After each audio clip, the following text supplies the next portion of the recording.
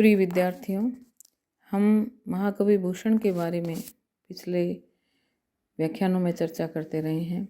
हमने उनकी वीर भावना के रूप में उनकी जो कविताएं हैं उसका अध्ययन किया और उन्होंने जो वीर भाव से पद लिखे हैं उनकी विवेचना की।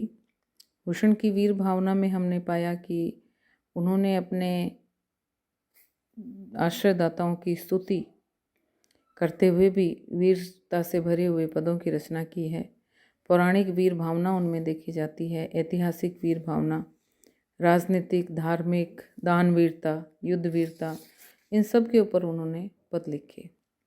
सामाजिक व्यवहार संबंधी भी वीर भावना उन्होंने बताई कि महाराज छत्रपति और महाराज शिवाजी कितने कीर्तिवान, उदार और शीलता से भरे हुए पात्र थे, जो शत्रुओं के स्त्रियों पर भी किसी तरह से कोई ज्यादती नहीं करते थे। ऐसी ओजस्विता, ऐसी चरित्र की दृढ़ता बिरले ही लोगों में देखने को मिलती है। इसलिए कवि भूषण ने शिवाजी और छत्रसाल की जो सामाजिक व्यवहार है उस संबंधी वीर भावना का भी चित्रण किया है। आज हम ये देखेंगे कि भूषण एक जातीय कवि थे या राष्ट्र कवि थे। इस संदर्भ में हम भूषण की राष्ट्रीयता के बारे में चर्चा करेंगे और भूषण ने देश को बचाने के लिए या संपूर्ण देश के प्रति अपना भक्तिभाव दिखाने के लिए क्या उनके काव्य में मिलता है, ऐसी चर्चा आज हम करेंगे। तो आज का जो विषय है वो है भूषण की राष्ट्रीय भावना। राष्ट्रीय भावना का संबंध राष्ट्र से होता है और राष्ट्र उस जनसमूह को कहते हैं जो किसी एक निश्चित भूखंड पर रहता है, जिसकी एक राजनीतिक परंपरा होती है, अपना संस्कृति, साहित्य और कला सब कुछ होता है, जिसकी सामाजिक और शासकीय व्यवस्था भी होती है तथा जिसके संपूर्ण जीवन में भावात्मक एकता रहती है। तो इस तरह राष्ट्र को सर्वोपरि मानकर जो कवि स्वदेश के प्रति अनुराग व्यक्त करता है, देशभक्ति के गीत गाता है, अपने समाज को उन्नत बनाने का प्रयास करता है तथा अपनी संस्कृति के समुज्ज्वल तत्वों का प्रचार करता है, अपने निर्बल राष्ट्र को सबल बनाने के लिए प्रयत्नशील रहता है, अपनी जननी जन्मभूमि को स्वर्ग से भी अधिक गौरवमयी मानकर उसके प्रति त्याग एवं बलिदान के भाव जागृत करता है, अपने नदी, वन, पर्वत, पेड़, पशु, पक्षी आदि के प्रति अत्यंत रागात्मक संबंध प्रकट करता है, जनता में बंधुत्व के भाव जगाता है और अपने विभाजित राष्ट्र को एक समूह, संगठन और दल में संगठित होने के लिए प्रेरित करता है। राष्ट्र का विरोध करने वाली जो पार्श्विक वृत्तियाँ होती हैं उनका दमन करता है और अपने राष्ट्र का विरोध करने वाली वृत्तियों, पार्श्विक शक्तियों को दमन करने की प्रेरणा आम जनता को भी देता है। इस दृष्टि से एक राष्ट्रीय कवि में मुख्यतः स्वदेश के प्रति अनुराग की भावना ही प्रबल रहती है। वह अपनी संस्कृति से प्रेम करता है और अपने देश की संस्कृति को सर्वोपरि मानकर उसके उत्थान में तल्लीन रहता है। उसे अपने समाज के उत्थान का दिन रात ध्यान रहता है और उसके लिए वह प्रयत्नशील रहता है। उसके विचारों में सदैव अपने धर्म की उन्नति हिलोरें लेती रहती है और अपने धर्म का ह्रास देखकर वह बेचैन हो जाता है। उसे अपनी राजनीतिक मान्यताएं भी सभी प्रकार से मान्य होती हैं और उनका अधःपतन देखकर वह राष्ट्र की राजनीतिक स्थिति को सुधारने में संलग्न रहता है। देश प्रेमी जो होता है, राष्ट्रीय, जिस व्यक्ति में राष्ट्रीय भावना होती है, उसे अपने साहित्य और भाषा से भी तीव्र अनुराग होता है और उनका भी राज देखकर वह व्यथित हो जाता है और उनकी सुरक्षा का प्रयत्न करता है। इस तरह यदि ध्यान से देखें तो कोई भी राष्ट्रीय कवि कुछ विशेष तत्वों की ओर ध्यान देता है, जैसे स्वदेशानुराग, सांस्कृतिक प्रेम, धार्मिक भावना, राजनीतिक मान्यता, साहित्य प्रेम, समाज प्रेम, भाषा प्रेम और अपने जननायकों के प्रति उसमें अटूट श्रद्धा होती है।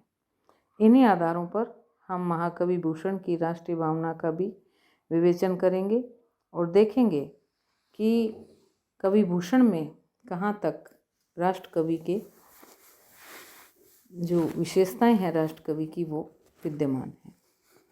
जहाँ तक प्रथम बिंदु हम लेते हैं स्वदेशानुराग और देखते हैं कि भूषण में देश प्रेम से संबंधित क्या क्या भावनाएं थी। भूषण के हृदय में स्वदेशानुराग कूट कूट कर भरा हुआ था। इसके लिए वे संपूर्ण भारत का भ्रमण करने के लिए गए और उन्होंने यहाँ की स्थिति का पूर्णतः अवलोकन किया। वे तीर्थ स्थानों पर जाकर देखते थे कि मंदिरों को तोड़कर मस्जिदें बनाई जा रही हैं, मथुरा के उन्नत भवनों में आग लगाकर इस्लाम की दुहाई फेरी जा रही है, काशी में विश्वनाथ के भव्य मंदिर को नष्ट करके उसके स्थान पर मस्जिद बना दी गई है। सारे भारत में इस्लाम के प्रचार का भयंकर षड्यंत्र चल रहा है। तब उनका स्वदेशाभिमानी हृदय रो पड़ता था और उन्होंने इसके प्रतिकार का निश्चय किया। और यह प्रतिशोध मुस्लिम धर्म के प्रति नहीं था, यह प्रतिशोध का भाव मुसलमान जाति के विरुद्ध नहीं था, क्योंकि भूषण ने बाबर, अकबर, हुमायूं की तो प्रशंसा की है। बब्बर, अकबर, हुमायूं हद बांध गए, हिंदू और तुर्क की कुरान वेद ढबकी। परंतु उसकी यह विरोधी भावना उस अन्यायी और अत्याचारी शासक के प्रति थी जो देश के अंदर मंदिरों को नष्ट कर रहा था, इस्लाम का झंडा सर्वत्र फहराने का प्रयास कर रहा था, गौरी गणपति के देवस्थानों को उजाड़ रहा था, पीर पैगंबरों की वृद्धि कर रहा था और इसके लिए वह महात्माओं का विनाश कर रहा था, जो काशी के सौंदर्य को नष्ट करने पर तुला हुआ था, जिसने मथुरा को नष्ट कर डाला। इसी कारण देश प्रेम से उत्प्रोत होकर भूषण लिखते हैं, देवल गिरावते फिरावते निशान अली, ऐसे समय राव राणे सबे गए लबकी, गोरा गणपति आप गौरंग की दे किताब, अपने मुकाम सब मारे गए दबकी, पीरा पैगंबर दिगंबरा दिखाई देत, सिद्ध की सिधाई गई रही बात रब की, कासियों की कला गई मथुरा मसीद भई, शिवजी न होतो तो सुनती होत सबकी। दूसरा बिंदु हम लेते हैं सांस्कृतिक प्रेम। भूषण भारतीय संस्कृति के अनन्य भक्त थे। वे नहीं चाहते थे कि भारत की प्राचीन संस्कृति नष्ट होकर या मुस्लिम संस्कृति का प्रचार हो, क्योंकि भारतीय संस्कृति तो आध्यात्म प्रधान थी, जबकि मुस्लिम संस्कृति में भौतिकता की प्रधानता थी। भारतीय संस्कृति में त्याग का महत्व था, मुस्लिम संस्कृति भोग प्रधान थी। भारतीय संस्कृति में अहिंसा को परम धर्म माना गया, जबकि मुस्लिम संस्कृति हिंसा को सर्वाधिक महत्व देती थी। मुस्लिम संस्कृति में असहिष्णुता कूट कूट कर भरी हुई थी, जबकि भारतीय संस्कृति धार्मिक सहिष्णु थी। इसलिए औरंगजेब ने भारतीय संस्कृति को नष्ट करने का बीड़ा उठाया और भारत के संपूर्ण सांस्कृतिक उपकरणों, रीति रिवाजों और मान्यताओं को तहस नहस करने में जुट गया। इसे देखकर भूषण विकल हो उठे और उस घोर अन्याय के विरुद्ध आवाज़ बुलंद करने के लिए उन्होंने महाराज शिवाजी की प्रशंसा करते हुए लिखा, मच्छ हूँ कच्छ में कोल नरसिंह में, बावन में भनी भूषण जो है, जो दिज राम में जो रघुनाथ में, जो अब कहो बलराम हूँ को है, बुद्ध में जो अरु जो कलकी में, विक्रम हुबे को आगे सुनो है, साहस भूमि आधार सोई, अब श्री सरजा शिवराज में सो है। यानी शिवाजी में वो सारी चीज़ें हैं जो अपने धर्म को बचा सकती हैं। अगला बिंदु हम लेंगे धार्मिक भाव, यानी जो राष्ट्र का प्रेमी है या जो राष्ट्र कवि है वह अपने धर्म की रक्षा के लिए अवश्य चिंतित रहता है। प्रत्येक राष्ट्र कवि अपने राष्ट्र धर्म के प्रति आरूढ़ रहता है और जब वह देखता है कि उसके धर्म पर आघात हो रहा है तो उसे नष्ट करने का प्रयास कर रहा है कोई, तो उसे परिवर्तित करने की चालें चली जा रही हैं, तो वह तिलमिला उठता है और उन धर्म विरोधियों के विरुद्ध ललकारता हुआ धर्म संरक्षण हेतु उपाय करता है। महाकवि भूषण ने भी जब ये देखा कि औरंगजेब भारत के पुरातन वैदिक धर्म का विनाश करके चैन लेगा, सर्वत्र इस्लाम धर्म को फैलाकर ही मानेगा, हिंदुओं का नामो निशान नहीं रहने देगा, तब भूषण का मन व्यग्र हो उठा और उसका कवि उन्मत्त होकर धर्म विरोधी शासकों के विरुद्ध अपनी लेखनी चलाने के लिए बाध्य हो गया। इसलिए भूषण ने उन तुर्कों और मुसलमानों की निंदा की जो हिंदू धर्म के विनाश पर तुले हुए थे। उनके वेद पुराण आदि धार्मिक ग्रंथों को नष्ट कर रहे थे, हिंदुओं की चोटियां कटवा रहे थे, जनेऊ उतरवा कर आग लगा रहे थे, मालाएं तोड़ रहे थे। इसके साथ ही भूषण ने शिवाजी की प्रशंसा की, जो धर्म ग्रंथों, देवी देवताओं, देव मंदिरों आदि की सुरक्षा के लिए प्रयत्नशील थे। वे उन आतताइयों का दमन कर रहे थे जो हिंदू धर्म के विनाश में संलग्न थे। भूषण की यही धार्मिक भाव संबंधी राष्ट्रीय भावना उनके इस पद में व्यक्त हुई है। भूषण कवि कहते हैं, वेद राखे विदित, पुराण राखे सारयुत, राम नाम राख्यो अति रसना सुघर में। हिंदुन की चोटी राखी, रोटी राखी है सिपाहिन की, कांधे में जनेऊ राखी, माला राखी घर में। राजन की हद राखी, तेग बल शिवराज, देव राखे देवल, स्वधर्म राख्यो घर में।